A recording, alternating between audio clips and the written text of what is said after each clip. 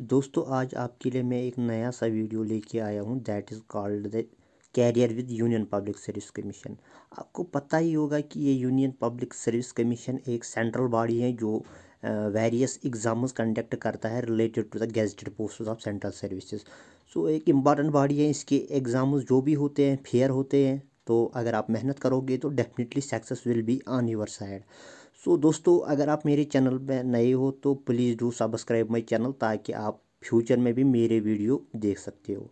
तो ये एक सीरीज़ है तो जिसमें हम आपको बताएंगे कि यूपीएससी में कौन कौन से एग्ज़ाम्स होते हैं, तो यूपीएससी कौन सी एग्ज़ाम्स कंडक्ट करते हैं। तो आज हम पूरा डिटेल्ड एनालिसिस करेंगे कौन कौन से पोस्ट्स यूपीएससी यानी कंडक्ट करता है। तो उसके बाद हम एक एक पोस्ट पे एनालिसिस करेंगे, उसके लिए कौन सी एलिजिबिलिटी होती है, एज क्राइटेरिया क्या होता है, तो कौन से बुक्स कितने पेपर्स होते हैं, तो कितने स्टेजेस का एग्ज़ाम होता है। तो we will discuss one by one each and every exam. Like let me introduce you first. Here we have few exams. Like first of all we have combined Jio scientist preliminary exam, यानी ये एक calendar है। इसमें मैं पूरा detailed in depth analysis कर लूँगा कि एग्ज़ाम क्या होता है, डेट ऑफ नोटिफिकेशन क्या है, उसमें लास्ट डेट क्या होता है, तो एग्ज़ाम कितने दिनों तक होगा और डेट ऑफ एग्ज़ाम क्या होगा। ये यूपीएससी है तो इसका कैलेंडर 100% करेक्ट होता है provided in abnormal situation like कोविड-19। तो उन्होंने कुछ उसमें माइनर चेंजेस किए थे, मगर उसका कैलेंडर मोर और less it remains strict as per the schedule. So दोस्तों फर्स्ट ऑफ ऑल यहाँ पे है पहले नंबर पे कंबाइनड जियो साइंटिस्ट एग्ज़ाम। तो अगर आपके पास यानी अर्थ साइंस की डिग्री होगी या इसमें रिलेटेड टू माइनिंग ही होता है ज़्यादातर, तो अर्थ साइंस के रिलेटेड अगर आपके पास डिग्री होगी तो you can apply. I think इसमें श्योर जियोग्राफी वाले भी अप्लाई कर सकते हैं। तो इसमें नोटिफिकेशन जो आती है यानी 7 अक्टूबर आपको नोटिफिकेशन मिल जाएगी। तो नोटिफिकेशन मिलने के बाद आपका लास्ट डेट होगा 27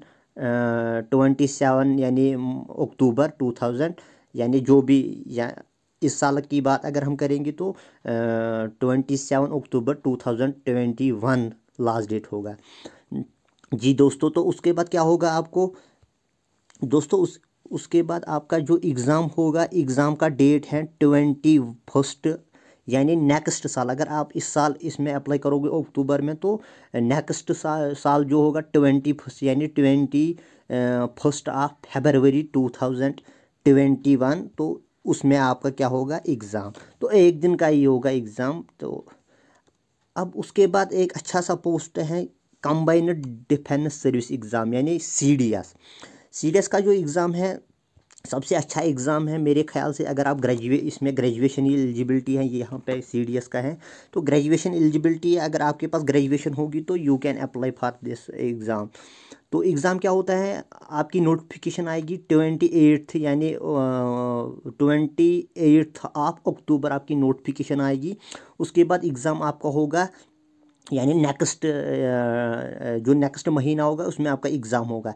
एग्ज़ाम जनरली आपको नेक्स्ट ये लास्ट डेट होता है एग्ज़ाम आपको नेक्स्ट साल का जो होगा फरवरी, उसमें आपका एग्ज़ाम होगा। जनरली फरवरी में ही होता है। तो एक दिन का ही एग्ज़ाम है, उसमें भी 2 पेपर्स आपको होते हैं। 2 पेपर्स आपको होते हैं। पेपर फर्स्ट जो होता है वो होता है कि जनरल एप्टीट्यूड का ही होता है, जनरल एप्टीट्यूड टेस्ट का होता है। तो पेपर सेकंड आपका होता है ये कॉम्प्रहेंशन का होता है, कॉम्प्रहेंशन एंड एसे राइटिंग। तो 2 एग्ज़ाम अगर आपने क्लियर किए फिर उसके बाद आपका एसएसबी का इंटरव्यू होगा। तो इंटरव्यू में आप अगर क्लियर किया तो obviously you will go through this service. तो ये हो गया कंबाइंड डिफेंस सर्विस। तो हम ये एक सीरीज़ मैंने लॉन्च की है। सीरीज़ में हम फिर नेक्स्ट वीडियो में हम पहला वाला उठाएंगे यानी कंबाइंड जियो साइंटिस्ट का एग्ज़ाम क्या होता है, बुक्स कौन से पढ़ने होते हैं, कितनी स्टेजेस का होता है। तो उसके बाद हम सीडीएस, हाँ अब तीसरे नंबर का आता है हमें यानी सीआईएसएफ। ये होते हैं बाकी जो यहाँ मैंने स्किप किए हैं, ये तो डिपार्टमेंटल के एग्ज़ाम्स होते हैं। सीआईएसएफ का होता है एक असिस्टेंट कमांडेंट, सबसे अच्छा पोस्ट है डिफेंस सर्विस का सीआईएसएफ का एग्ज़ाम है। तो इसमें क्या होता है आपका नोटिफिकेशन का डेट होगा यानी लास्ट एंड दिसंबर के महीने में आपकी नोटिफिकेशन आएगी। और एग्ज़ाम होगा आपको मार्च में, यानी नेक्स्ट साल मार्च में। एक दिन का ही एग्ज़ाम है, इसमें भी 2 पेपर्स होते हैं। CISF यानी सेंट्रल इंडस्ट्रियल सिक्योरिटी फोर्स का असिस्टेंट कमांडेंट होता है, लगभग बिलो IPS, आपके 2-3 स्टार्स होंगे। तो this is the exam where you can serve the society, where you can serve the defence force. तो UPSC का सबसे अच्छा एग्ज़ाम है। तो अगर आप इसमें इंटरेस्ट हो, ग्रेजुएशन है, एज बार इसमें 25 ईयर्स का है, तो कैटेगरी के लिए कुछ रिलैक्सेशन दी गई है। जब हम डिटेल्ड एनालिसिस कर लेंगे उस टाइम हम इसको अच्छे से एनालाइज कर लेंगे एज बार क्या होता है इसमें। ये हो गया CISF का, भी आप देख सकते हो। उसके बाद आपका 12th के बाद एक एग्ज़ाम होता है NDA एंड NA, 2 बार आता है ये। NDA और NA 2 बार आता है साल में। नोटिफिकेशन पहले आती है इसमें यानी दिसंबर में, और सेकंड नोटिफिकेशन आती है यहाँ पे इस दिया गया है, सेकंड नोटिफिकेशन आती है यानी 8th के महीने में, दैट इज़ आई थिंक सितंबर, अगस्त। तो एग्ज़ाम आपका एक दिन का ही होता है NDA में। सबसे अच्छा अपॉर्चुनिटी है आफ्टर 12th, अगर आप चाहते हो कि मैं एक अच्छा सा पोस्ट सिक्योर करूं 12th के बाद ही, किसी की जो मतलब फाइनेंशियल कंडीशंस होती हैं कि उसको 12th के बाद ही कुछ करना होता है, तो here is the opportunity window for you, that is called NDA, national defence academy. 2 बार होता है एग्ज़ाम। तो इसमें आपका मेडिकल होना चाहिए, mathematics, physics, chemistry, biology and English, इतना सारा सिलेबस होता है, प्लस का सम GK पोर्शन भी होता है। तो इस पर भी हम अच्छे से डिस्कस कर लेंगे। तो उसके बाद अगर आपका ये हो गया एग्ज़ाम, तो उसके बाद आपका ग्रुप डिस्कशन वगैरह SSB का इंटरव्यू होगा, वो भी क्लियर हो गया। तो फिर उसके बाद आपको ट्रेनिंग एकेडमी जाना होगा 4 साल तक। 4 साल के बाद आपको आर्मी में एज ए मेजर अपॉइंट किया जाता है, ठीक है दोस्तों। उसके बाद हमारा है EPFO का एग्ज़ाम है। तो जनरली इस साल इसकी नोटिफिकेशन आई थी 1-2 साल, 2017 में इसका एग्ज़ाम हो गया, 2013 में भी हो गया। अब आगे भी आने वाले इसके post employment provident fund officer, यानी प्रोविडेंट फंड का ऑफिसर है, अच्छा सा पोस्ट है। इस साल भी इसमें 424 वैकेंसीज आई थी, आई थिंक सो। तो इसका भी जर्नली डेट उसका इन्होंने ऐसा मेंशन ही नहीं किया, यहाँ पे ब्लैंक रखा है, क्योंकि इसकी डेली हर साल वैकेंसी नहीं आती है। जब भी आएगी तो you will be informed accordingly, ठीक है। तो उसके बाद सबसे जाना जाता है UPSC, सबसे जिसकी वजह से माना जाता है, that is called civil service examination. Civil service examination क्या होता है, तो इसके बारे में हम अच्छे से डिस्कस कर लेंगे। तो बुक स्ट्रैटजी क्या होती है, एग्ज़ाम कितने स्टेजेस का, जर्नली आपको भी पता होगा, हर किसी को पता है कि 3 स्टेजेस का, प्रीलिम्स होता है, मेंस होता है और इंटरव्यू होता है। प्रीलिम्स में आपका सब कुछ GK अंडर द सन जो भी आता है, तो वो आपको टेस्ट किया जाता है। तो इसमें भी फिक्सड दिया है, यानी फरवरी में आपकी नोटिफिकेशन आती है, तो एग्ज़ाम जून में होता है।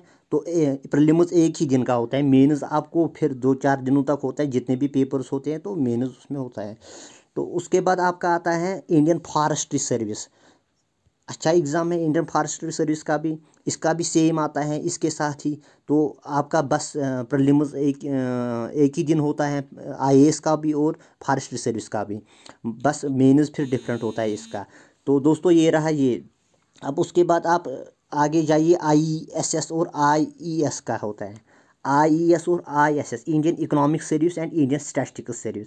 कम ही पोस्ट्स आते हैं, मगर जितने भी एप्लीकेंट इसमें अप्लाई करते हैं बहुत कम होते हैं, तो सक्सेस रेशो इज़ देयर।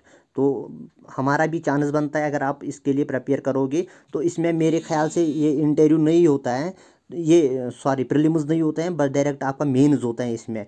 तो इसका डेट है यहाँ पे मेंशन किया है इन लोगों ने, यानी 4 अप्रैल में इसकी नोटिफिकेशन आती है। तो 27 लास्ट डेट होता है इसका, और एग्ज़ाम होते हैं 7वें महीने में इसका एग्ज़ाम होगा। 3 दिन का एग्ज़ाम होते हैं, यानी आपका इंग्लिश GS के और बाकी आपका जो ये स्टैट होगा इकोनॉमिक्स, उसके 1-2 पेपर्स होते हैं, ठीक है। तो फिर उसके बाद एक अच्छा सा एग्ज़ाम आता है, that is called the engineering service exam. तो here only engineering graduates can apply, तो irrespective of their branch, whether they are from civil branch or for mechanical, तो जो भी उनकी ब्रांच होगी they can apply for this. इसमें भी कुछ जीएस का होता है, जीएस का और अपना इस इंजीनियरिंग के ब्रांच का होता है। तो दोस्तों इंडियन इंजीनियरिंग सर्विस का क्या होता है, इनका इसका जो नोटिफिकेशन डेट है दैट इज़ अप्रैल 7 अप्रैल, और एग्ज़ाम होता है यानी अगस्त, आई थिंक 7 हाँ 7 महीने के में एग्ज़ाम होता है, एक दिन का एग्ज़ाम होता है, फिर उसके बाद आपका मेंस होगा। तो उसके बाद आपका आएगा कंबाइंड मेडिकल सर्विस, जैसा जो भी मेडिकल एमबीबीएस स्टूडेंट्स होते हैं दे कैन अप्लाई फॉर दिस। तो यहाँ पे सिलेक्शन अगर आपकी होगी, आपकी जो पोस्टिंग होगी एम्स में होगी, जो भी central under central control hospitals होंगे तो उनमें आपकी पोस्टिंग होगी। अच्छा सा पोस्ट है, ल्यूक्रेटिव सैलरी मिलती है, बहुत कुछ पर्कस भी मिलते हैं आपको। तो इसका जो डेट आता है, इसका डेट आएगा आपका है यानी 5 अप्रैल होता है, 4-5 हाँ मई में इसकी नोटिफिकेशन आएगी। तो नोटिफिकेशन आने के बाद आपका लास्ट डेट इस पर मेंशन किया है, एक दिन का एग्ज़ाम है, तो 8th महीने में आपका एग्ज़ाम होगा इसमें, ठीक है दोस्तों। तो उसके बाद आपका इंडियन फॉरेस्ट्री सर्विस, शायद मैंने आपको बोला था, उसका मेंस होगा। बस इतने सारे पोस्ट्स आप इसमें देख सकते हो अपने लिए, आप इस पे एक बार देख लीजिए, everything is mentioned in this PDF, तो आप देख सकते हो। तो अगर आपके डिस्क्रिप्शन में इसकी लिंक मैं दूंगा नीचे, तो आप उस पर भी डायरेक्ट डाउनलोड कर सकते हो। अगर यहाँ पे क्वालिटी ठीक नहीं है तो वहाँ पे आप उसको डाउनलोड कर सकते हो। दोस्तों ये एक सीरीज़ है जहाँ पे मैं आपको कैरियर विद यूपीएससी डिस्कस कर रहा हूँ। तो अब हम नेक्स्ट जो पार्ट हमारा होगा उसमें हम पहला वाला उठाएंगे, कंबाइंड ग्रेजुएट साइंटिस्ट एग्जामिनेशन। तो इसमें पूरा सा एनालिसिस कर लेंगे, कौन से बुक इसके लिए ज़रूरत है, सिलेबस क्या होता है, एज क्राइटेरिया क्या होता है, ग्रेजुएट एलिजिबल है, मास्टर्स एलिजिबिलिटी है। तो I think it takes more than 10 days to complete this series. तो मेरे साथ बने रहिए। तो अगर आप मेरे चैनल पर नए हो प्लीज़ सब्सक्राइब दिस चैनल। तो आपके लिए बेनिफिशियल होगा, मेरे लिए भी बेनिफिशियल होगा इंशाल्लाह। I will turn each and every stone to make you as a career oriented, and you should be able to crack at least one exam among these. Thank you.